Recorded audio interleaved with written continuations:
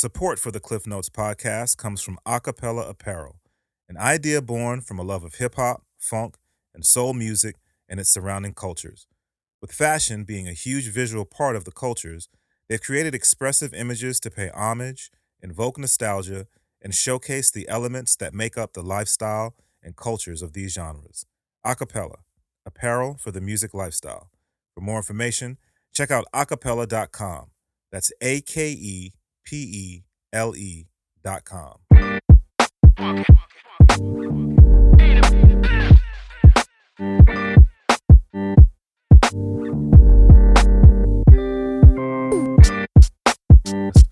you can check us out everywhere you listen to your podcasts: Apple Podcasts, Spotify, Stitcher, or you can go to www.klyphnotes.com. A couple of things to get y'all up on, man. We just had the special pop-up Wednesday edition of Mic Check that was crazy dope, man. Shout out to everybody who came through.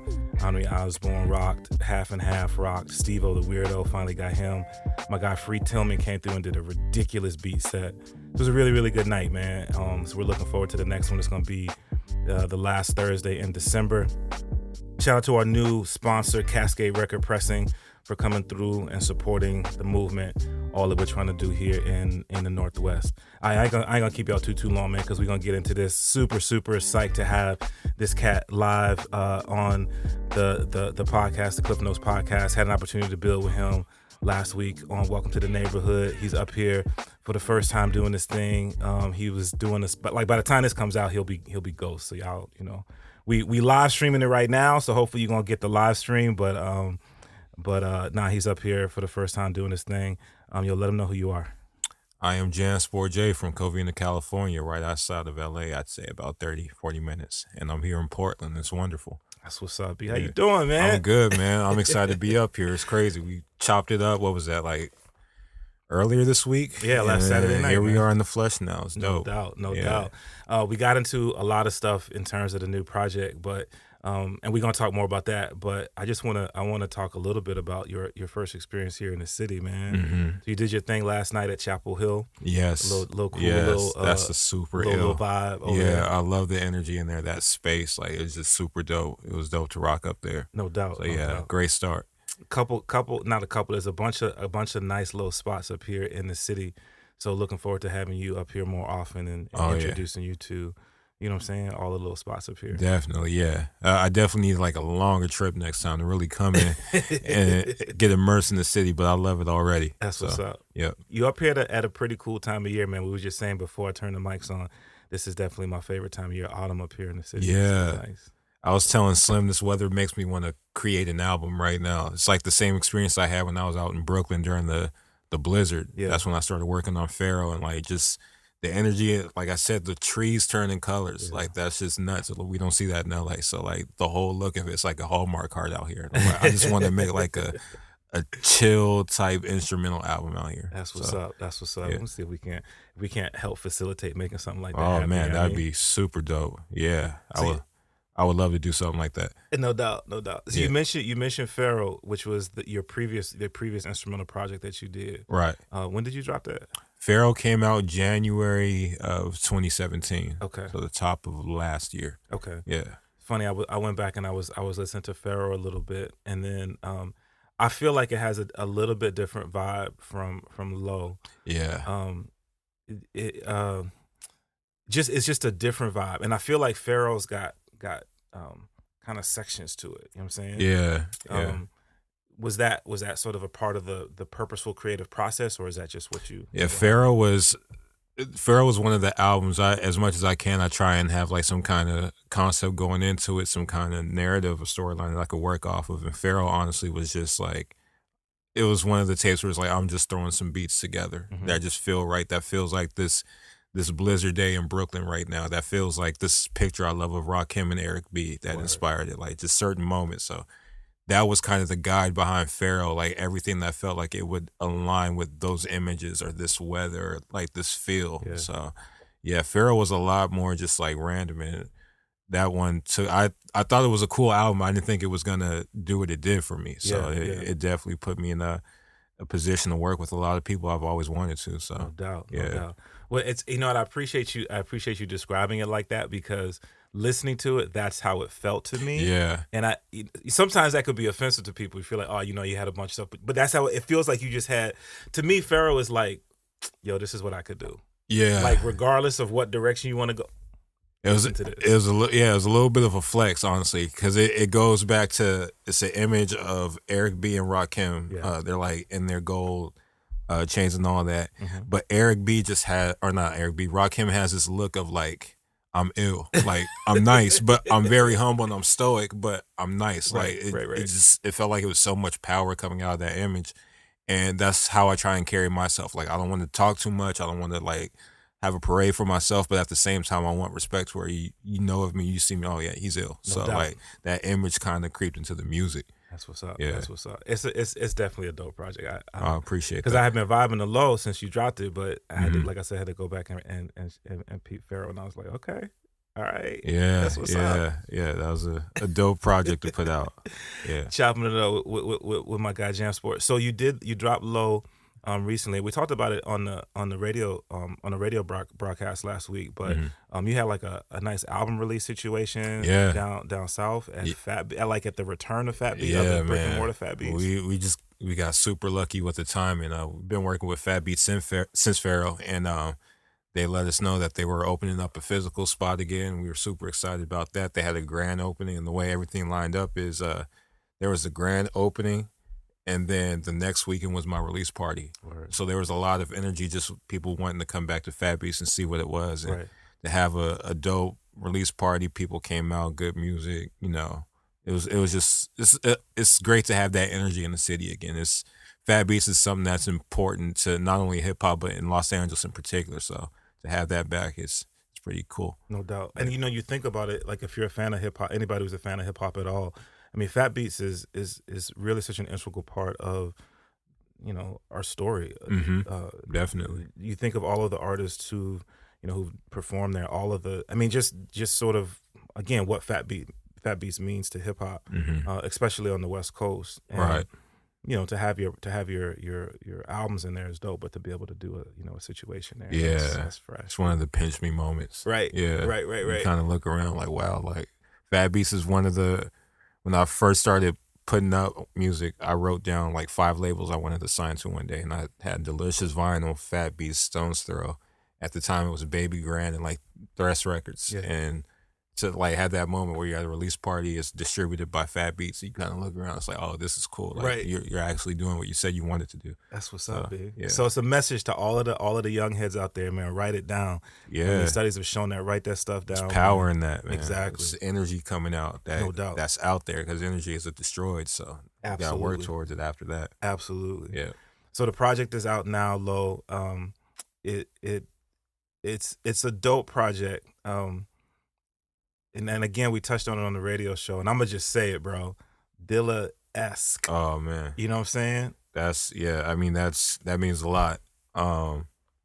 Obviously I'm influenced. I'm a student of his. I feel like I've always felt like the biggest tribute I could pay to J Dilla and what his legacy has been for me is just to try and be myself and put out dope music. And if that connects with people, or they kind of feel like it's akin to Dilla, then that's amazing. But like, it's hard for me to ever like put that name next to me. I just figure like I just gotta work. Right. That's my tribute to him. Yeah, So yeah. That means a lot to hear that though. No doubt. Yeah. And I say that to say when I listen to Dilla, it just creates a certain vibe, right? It creates a certain there's a certain warmth to his production style, and I feel like when I listen to Low, that's what I get from that. Right. Just that and maybe it has to do with where you pull your music from, but there's just this warmth, this sense of music that's just going to sort of stand the test of time. And so when I think of Dilla and when I listen to your stuff, that's what I come away from. Because I think you definitely have your own style. Right. You know what I mean? There's definitely that Jansport style. Yeah. Like it's important to me to make timeless music, at least for me to feel like it is. I know the industry right now is very much just very fast paced, and people want to put out music constantly. Yes. I adapt to that as far as producing for other artists. I know, okay, like we just got to get this out. But when it comes to like my work, I want to take my time. I want it to be something that's going to stand the test of time. And one of the litmus tests for myself is I tattoo all my album titles on me, all my solo ones. So Oh, word. it's like, would you put this on your flesh? Like, is this what that project is? That's deep, So yeah, every album, go over to the tat shop and get the title on me. That's crazy. Yeah. That's crazy, bro. Okay, so one of the things that I was thinking about, you talked about having a list of labels you want to rock with, sort of, those things that shooting for, looking forward to, to your future. Mm-hmm.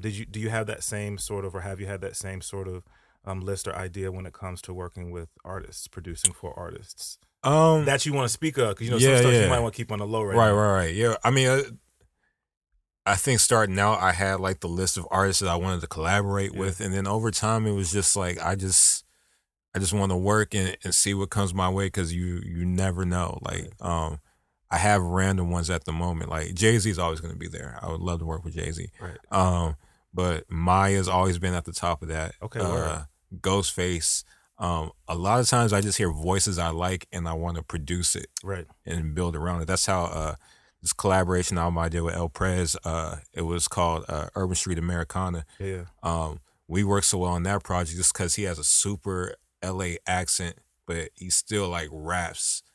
And I was interested in seeing what that sounded like over soulful production to get like a hard LA accent. So yeah, just honestly different voices I come across. And Maya's always been up there. Like I would love to make like some soul/disco music for Maya. That'd be crazy, bro. Like roller rink. Like that's like my inspiration. It's like, would this sound ill in a roller rink? Right. Like just a night like that. So that's the production I would try and match with it. That's what's up. Yeah. That would be nuts, bro. Yeah. That'd be crazy. Chopping up with Jansport. One of the things that I always get excited about when folk release projects, man, is when cats bring vinyl. Oh yeah. Bruh, you brought the vinyl, B. Yeah, man. It's amazing. Yeah, I mean that's one of those producer goals that you want to see your music on wax. So this was my first time seeing my own solo work. I had done a remix for Blue. Yeah. That we put out. It was like a 45 that had the remix on there. But my own solo work, this was the first one, and that was another thing. That's why I felt like the music had to be good enough to put it on vinyl. And vinyl to me, it's so important because it really feels like it will be here forever. Right. Because even when everything fades out, it's gonna be in some random dollar bin somewhere. Right. Because there's at least 300 copies of these like in the world. Yeah. So yeah, vinyl meant a lot. So that's what's up. Yeah. Man. That's so cool. Again, just being an old head, I have such an appreciation for that.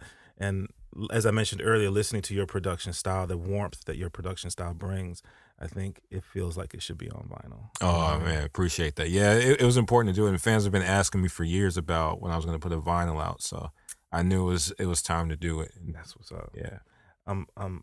Anybody who listens to any of the stuff I do know that I'm crazy challenged at multitasking. So right now I'm in the process of like tweeting out, letting people know we're doing a live stream on YouTube. One man band up here. Chopping it up, Jansport J. So like we mentioned, man, you did the thing at Chapel Hill last night, but I mean, like you're really making this a full trip. You're gonna do your thing tonight. Yeah.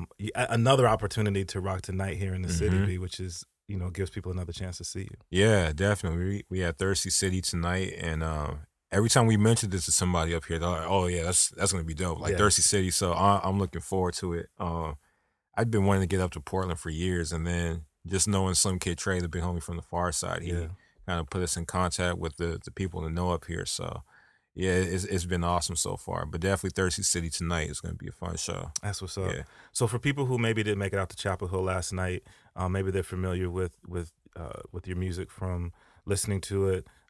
What's a live Jansport J experience like?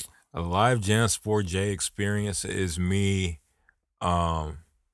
What's fun at this moment in my career is I have, for people who have paid attention over the years, I can go back and play a lot of people's favorite joints from their different albums. Because there's some people that's just like, yeah, I like everything you're doing, but Save My Soul was the illest one, or Soul Provider was. And now there's like a lot of For Love people coming out of the woodwork. So I like to revisit the catalog.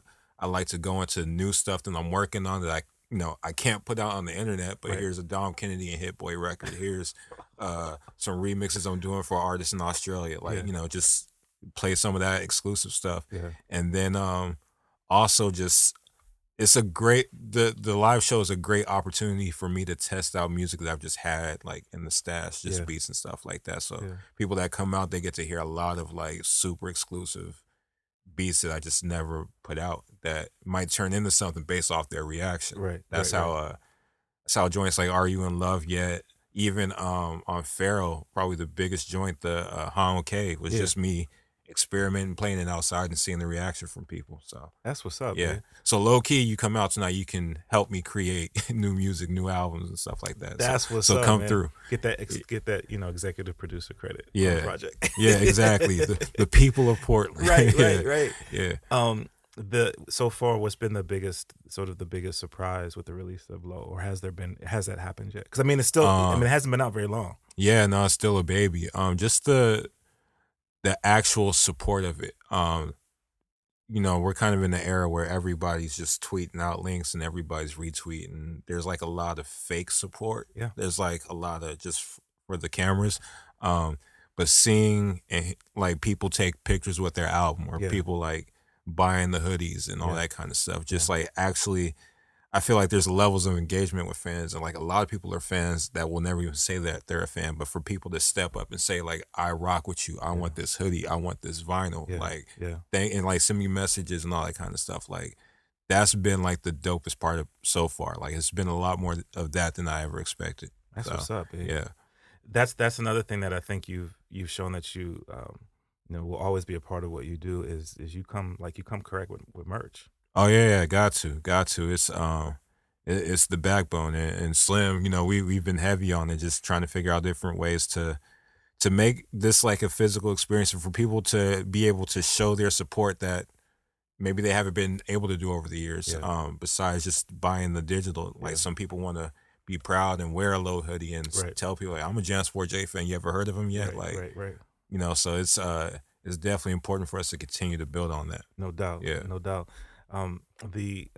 It's funny because talking to artists now, that's, folks say that's a part of the, I mean, because of the blessing and curse of streaming, you can't necessarily, pay for studio time and things like that just off of selling records anymore. So being able to have that physical that people want is valuable. Your music is like a commercial now for you to do other stuff. Yeah. So like for as much as like I'm still very much invested, I'm still an album artist. I know I have to be able to do stuff outside that. I have to have the music, sell the live show, sell the hoodie, sell the T-shirt, the DJ sets, all that kind of stuff. So word up. Yeah. Word up. Chopping up with Jansport J, streaming live on Instagram Live, streaming live on YouTube. All of the people are checking in. That's what's up. Big ups to everybody. Welcome to Portland. If you ain't been here yet, the album is out right now on all streaming platforms. Yes. And then still people can still get the physical from the website. Yes, we were able to get more vinyl up with Fat Beats, so shout out to them. So we have the vinyl available at fatbeats.com, jansportjmusic.com. If you pull up to the show, you can cop one from me. I'll sign it for you, whatever you're trying to do. That's what's I'll up. learn like a lot of especially like the DJs, they'll get 2 copies. So I really like them because they want me to sign one, and they want one that they setting up and they're not even opening it ever. That's what I do. But you that's awesome. You gotta have that unopened joint. Yeah. That's what's up. That's what's up. So tonight, if you in or around Portland, man, you got to come through tonight, Thirsty City. You know what Thirsty City is about anyway, but to have Jansport J in our city doing this thing, it's going to be a really, really special night. Yeah. So really looking forward to that. I want to also talk a little bit about production that you've done for other people. I want to have you name drop a little bit some of the folk that you've done production for. So you mentioned the remix with Blue, which is just ridiculous. Yeah, appreciate that.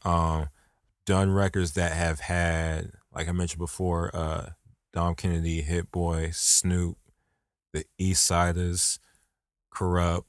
I feel like I always forget somebody in the missing there. Yeah, Ty Dolla $ign. Word. And like even just like I've done like a lot of obscure. I mean, Charlie Tuna was like the biggest one for me because Jurassic 5's Quality Control album was the album that made me start writing rhymes and actually start doing music because it was like when I heard Charlie Tuna rap like on Quality Control, I was like, nah, I got to get in this. Producing a record that had him on it, that was just like a full circle moment. That's But what's up. yeah, I think my very first one, I did a remix with Cool G Rap on it, and I did not know what I was doing. Like I didn't understand like how big a deal that was. That's Like yeah, the that's OG. huge. So That's huge for real, yeah. for real. Um, so you mentioned it, so now I'm gonna bring it up, B. Okay. So you used to spit. Yeah, yeah, I did. Yeah, I used to. I hated my voice, and I know everybody says they hate their voice, but that's what stopped me from rapping. But I used to write a lot. I had like 7 notepads full of just word. bars, and but that was me getting my first like creative angst. That was before I used to use Fruity Loops with my best friend in high school. So we started doing that like I want to say junior, senior year. Before that all I had to get that energy was like writing. Yeah. So as I started to produce, because I always wanted to be a producer first, then I was able to start to do that. And I remember one day I just kind of thought to myself, like, I'm not the type that, even though you have to multitask with certain things, when it came to the music, something that I loved a lot, I wanted to be really good at one of them. So it was like, okay, could you never make beats again but rap? Nah, like that's not an option. But could you make beats and never rap again? Yeah, like. Oh word. So that's when I kind of just migrated over to producing all the time. But Yeah. every once in a while, I'll still just write some stuff down just to, get it out. I was definitely like a Lupe Fonte type nerd. I would try and just like have bars with triple and quadruple meanings and all that kind of stuff. So is there any chance that at some point we're gonna get to hear you on record? I've flirted with the idea on some, spot, but no, like if I ever did it, it honestly would be on some Quasimodo type. Because like I said, I hate my voice. Yeah. Like I didn't like it, but I've always liked the bars. I thought it was all right, but like I'll tell you now, it's a very slim chance of that happening. But I flirt with it like every 2 or 3 years because I still have ideas that I want to get out into the world. Yeah. That's kind of hard when you collaborate with another rapper because obviously they're using their own inspiration and creative process. But there's certain things that I would love to produce an album, have it just in this box with this message as like an MC. So. Yeah. Well, and I think that when I listen to listen to your production and there are elements of your production, I think that speak to the benefit that I think we would all gain from what you have to say. I mean, I think just even in your production that comes through, whether it be like snippets of things that you sample, that sort of piece. I'm like, that's kind of dope for real. Oh, appreciate that. So I'm gonna be on you now, bro. Like every 6 months, and be like, "Yo, you gotta talk to my man Beat Out Water. He's my biggest cheerleader when it comes to that because I used to rap with him in the group. Yeah, and he still sends me old songs every once in a while, and he's like, "Dog, I don't know why you stopped rapping." He's like, "You're nice," and he's like super nice, but he's like, "You need to be rapping," but I don't have the passion or the focus for it. But on the whim, like maybe one day. Switch the voice up and all that kind of stuff. Do something creative with it, but we'll see. Never say never. That's what's up. Jansport J live on Klyph Notes. I want to talk about the album artwork specifically, man. Yes. It's very interesting. And I think there's a lot there. People get an opportunity to like hold that vinyl in their hand and sort of look at that. Who did that artwork? Tay Butler. Okay. Amazing artist, amazing collage artist out of Houston, Texas. Know him through the homie Has Solo, who's an ill producer, and he had done a cover for him, and I love. There's a lot of people doing that collage style now, but I just love what he was doing. That everything was like very much black and just had that feel to it. Yeah, and it kind of to me connected with some of the themes and inspiration behind my album. So I was like, okay, this might be a good match to see if he can do something. Yeah. So initially, I just sent him the music. I told him the inspiration behind it. In a very jumbled way, but he was able to listen to it and explain my whole album to me, like what it was. This is a dream state album. You start with sleep, and then this whole thing is a journey trying to figure out what the artist's struggle for integrity is, and then you use that James Baldwin clip at the end from that speech. He actually knew he knew the name of the speech, and just through that whole experience, I was like, dog, whatever you see as far as like doing the artwork, do it because you get it. And he killed it. It's amazing how much it looks and feels like the music. And then the fact that you're able to just like flip it around and trying to figure out which side is up. Like I just love the way he did it. So shout out to Tay Butler, man. That's what's up. One of the cool things now, obviously, with with the advent of the internet and this, that, and the third, you have an opportunity to collaborate with people like not even in your neighborhood, which has got to feel good. Yeah, it's dope. I never feel like a stranger in the city. Like, I feel like I can just about go anywhere and know somebody from Twitter, from Instagram, or just like, colleagues in this rap music. Right. Like, you feel like you're gonna know somebody somewhere. So the internet is great in that sense. No doubt, no doubt. Chopping up with Jansport J. Speaking of the internet, I see you doing your thing a little bit on social media, man. If people want to try to connect with you on social media, what's the easiest way to do that? Yeah, Jansport J on everything: Twitter, Facebook, Instagram. Type in Jansport J, I should pop up. That's what's up. Yeah. That's what's up. Make it super, super easy that way. Yeah, very just straightforward. No doubt, no doubt. So obviously, like I said, the album just dropped. It's cool to have you up here in Portland. Are you gonna? Is the plan now to kind of work the album, hit some cities, do some shows, connect with some folks? Yeah, we're bouncing all over.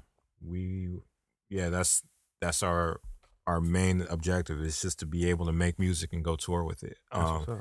So I don't think either one of us have been in Portland before. Yeah. And we just definitely want to come up here and figure it out and build with the people. That's what's important to us, is to not just go to a city and do some shows and leave and get some money, whatever. It's all about like really connecting with the people in the scene and figuring out who's the dope MCs and what's the dope breakfast spot to go to, like making every city home in a sense. Right, to where you're able to come back and you know how to move around. No doubt. Well, I think, again, I guess I'm a little biased since I live here, but you know what I mean? Portland's a pretty nice spot. It's dope so far. Like, we've been here for a day, and I just, like I said, sometimes you just know the energy of a place, and I like Portland. Like, there's a lot of inspiration here already. Yeah. That's what's up. Yep. I know you said that when you were writing, you'd be constantly writing. So like, even now being on the road, are you already working on the next project? Kind of have a sense of what direction you want to go? I know what I want to do. I know how, because it'll be my 10th album, and I definitely want to challenge myself at a whole new level. So I'm thinking about the next album, but I just know once I start it, like, I'm really taking on like it's gonna be a process, and I definitely want to take my time with it. So I'm thinking about the next album. I have ideas in mind, titles and all that kind of stuff, but it's like, now we just got to do the work and push this one and let that marinate, ruminate in the back. But with the traveling, like, there's even more inspiration that comes. So right. It's like right before I have to start putting in the work on the next one. Yeah. It's kind of interesting. I feel another thing that I feel like will potentially happen with Low is that, I think it feels like there's a potential to have sort of an ebb and flow.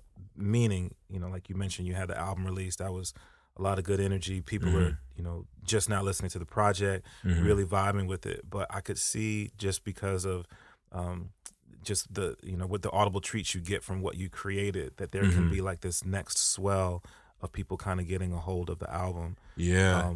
Which would be cool, which might put this new project, push it out a little bit. Oh, yeah, definitely. And that's what's happened with every release. Thankfully, every time we put something out, we're bringing in like a new branch of people that are, hearing me for the first time, and they go back and listen to some of the older albums. So like I was saying earlier, for whatever reason, people are talking to me about For Love now. Like, they're going back, and it's an album that was like kind of slept on when it came out, didn't do too much, but then now they're running back to it. And I actually love that, because that lets me know that for as much as I want to make timeless music, there are elements of that, because people are coming back to the old stuff saying, oh, this is crazy. This is ill. Like, this is 2018. You made it 2013. Right. I rock with this stuff. Right. Yeah. Do you have, at this stage, with the material that you put out, do you have a favorite? Like, do you have this, is there that one that you've done that made you go like, yeah, I'm hanging this one on the wall? Yeah, I feel like there's 3, maybe 4 to me. Okay. That are really just, this one that we just put out is my favorite. And I know that seems like it would be typical to say, oh yeah, my new album's my favorite one, but I put out music where like, this is not my favorite album, but this is an album that needs to be out. Yeah. For the longest, I felt like Soul Provider was my favorite and the best one. Even when I put out Pharaoh, I didn't feel like that was the best, but that's what a lot of people think. But Low is my number 1, and then I say Soul Provider and Save My Soul are very special albums to me too. So those are kind of like benchmark moments, I feel like. And then Pharaoh was dope. Pharaoh's the people's choice. Like, I let the people have that one. Right. It still blows my mind that Pitchfork reviewed it and all this crazy stuff happened out of that album. That's what's up. What's up. Chopping up with Jansport J on Klyph Notes. I'm gonna take a quick second and shout out our folk over at Acapella Apparel for their support of the Klyph Notes podcast. You can check them out online at acapella.com. That's AKEPELE.com. You know, their aesthetic is hip hop, so we definitely rock with them. We appreciate them rocking with us. And again, X-Ray FM for their constant support of the Klyph Notes podcast. Just want to shout them out. For all of our producer heads who tuned in, man, I want to get just a tiny bit technical in terms of your creative process. Okay. So you mentioned that you used to rock with Fruity Loops. What do you do now in terms of production? I am on the machine. Oh, wow. I was on Fruity Loops until like 2012. I got the machine then, and I haven't looked back. I like the software hardware combination. Yeah. I felt like my drums and my samples opened up a little bit more when I was able to touch pads. Yeah. So I'm on the machine. That's what's up. Yep. That's what's up. I know a lot of cats who like back in the day, way back in the day, I used to try to do a little something. Right. had the MPC right. in the crib. Yes, yeah. bro. Look, bro, I had the EPS 16, bro. I mean, I'm Okay. talking way back early, there. early. But cats who I know who I rock with now, like I mentioned when the mics are off, my guy Trox, I know he rocks with Machine. My guy OG1 rocks it with the Machine, and everybody talks about how easy the workflow is. Yeah. They and then they were really good about when they put it out, just getting to the artists and the producers right away and just putting it in their hands. Yeah. So once they put it in our hands and we were able to mess with it for a week or two, it's like, oh, like I like this workflow. Yeah, and even being in rooms with other producers, like I've been working with Hit Boy, so I've been showing him how I use the machine, and like he loves the way that works. So we just bounce back and forth between FL Studio and Machine. Yeah. That's what's up. Yep. Once again, man, people, whoever's streaming this, you have an opportunity to see Jansport J tonight. He's going to be at Thirsty City doing a set over there. I don't know if the mics were on or not. We were talking about your skills, like just doing a DJ set, man. Is that? Oh yeah, that's another passion. Yeah, it's like a new passion of mine. It's dope. I was telling the homies last night. It's funny because my first DJ gig ever, Murs called me out the blue and he said, "Oh, I have this little festival I'm throwing called Pay Dues if you want to DJ with it." And I had never DJed before, but I just accepted it, and I took like maybe 6 weeks and like really just got on the actual tables and learned them. And I move around with the controller now. But DJing is it's fun. It's like cathartic. It's fun to just the beat sets are awesome, but it's fun to be able to like walk into a room and read it and then figure out what people can rock to. And just as a producer, you kind of have a lot of different tastes already, so you can kind of be flexible. So like I like going into a spot and thinking, oh, I can get like a Madonna, Cyndi Lauper, Pat Benatar set like cracking off right now. I could do like Pebbles and Paulo, do all that kind of stuff. Or if we just doing classic hip hop or wherever we taking it, like that's the fun part about DJing. It's just like you can take people on whatever journey you want and just make people feel good for 2-3 hours. That's what's up. So, yeah. I was gonna ask about that, if you felt like your skills as a producer lend to your like this new path that you're on DJing. Yeah, they both influence each other. When I'll go through like my DJ gigs and then go back to working on music, I recognize tempos now. Certain tempos that give a certain type of feel. And then also just going from making beats out to actually just DJing, just different ways to blend records into each other. Like they both teach me different things that kind of bleeds into the other. Really. So, that's what's up. That's what's up. So another opportunity to try to get you up here in the city. Yeah, definitely. I would love to DJ up here. That's what's up. Yeah. That's what's up. I'm trying to do it all in Portland, man. Love it up here. Get you a little spot up here. Yeah. Oh my God. Let me get I've been saying quaint all weekend. Let me get a quaint little cabin up here in Portland. I'd be good, man. No doubt. The new project is out right now. It's called Low, Jansport J, vibing up here in Portland with all of the people. How has you mentioned how people have rocked with Pharaoh so much, and obviously having the exposure of building with people whose names are out there, who are known, as you're continuing to grow your brand. Has that been what you expected, just on a personal level, just in terms of people recognizing you, people getting to know you, any pressures that are associated with that? No, I feel no pressure. That's the good thing. The only pressure I feel is just to continue to put myself in a position that I can be able to affect the lives of people around me. I got a team of people that like work really hard, and that puts I guess in a sense of pressure on me to make sure I continue to work hard and have output. But yeah, it's a blessing, man, just to be able to. I was just saying last night, like I really love making music. Like whether people knew me or not, I just really love doing this. So the fact that I'm able to be in Portland in October just randomly, and people are coming to see me play music. Yeah. Like when you take a step out and just kind of look at it from a meta view, like it's a real blessing. So yeah, it's no pressure or anything like that. It's just continue to work hard. I feel like I got a good head on my shoulders. I'm not looking towards fame at all. I just want to work. If it comes with it, cool. But I know I'm not gonna have any kind of big head. I'm super low key and I'm out the way. So that's what's up. Yeah, that's I'm low, as you can say. Yeah. The new project is low. It's out right now, available everywhere that you stream your music. But definitely check out the physical, man. The vinyl is available, as well as other merch to support Jansport J and everything that he's doing. And again, man, if you're watching this on the live stream and you in the Portland metro area, he's going to be tonight at Thirsty City. It's going to be the lineup's going to be nice. It's going down at the liquor store, so you know that's a cool little spot anyway to come through and vibe. Y'all got great names for the venues up here. Right? We went to the chapel. We went to church. We going to the liquor store. We hitting all the spots in the hood. It's crazy. Exactly. That's exactly, dope. V.